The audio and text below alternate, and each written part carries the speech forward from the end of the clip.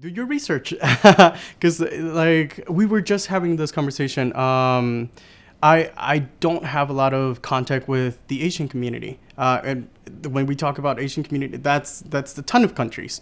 So instead of me going and, hey, tell me about your culture, or I'm gonna learn as on the go, and I'm gonna ask you questions about it, and just putting the responsibility on you as the individual that I'm supposed to be servicing, that it's a no-no.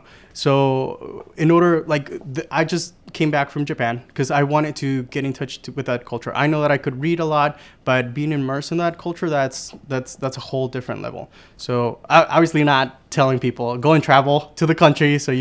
But do your research before. That way you make sure that you're not being disrespectful, especially when you come to someone's home, because in my opinion, there's no more sacred place than your home.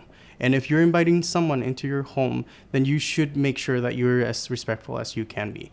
We know that there are communities that are very connected with nature. So I've gone to houses where they have like rice spilled all over the floor because they want to feed the animals. And that's the way that they do it in their country. That's the way that they feel like they're connecting with nature.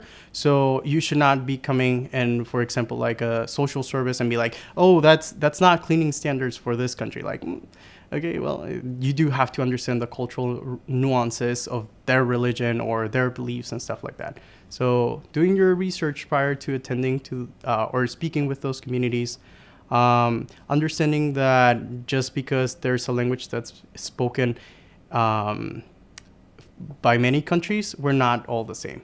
So the Spanish that I speak from Mexico is not going to be, and even in Mexico, it's not going to be the same as it's in the north, as it's in the south. We have regionalisms, we have idiomatic expressions that are not totally applicable to every single context. So just keeping that in mind when expressing yourselves, if you could avoid idioms, because that's also like you not only have to know the idioms for English, for example, but you do have to know like what would be an applicable idiom in the targeted language or like Spanish.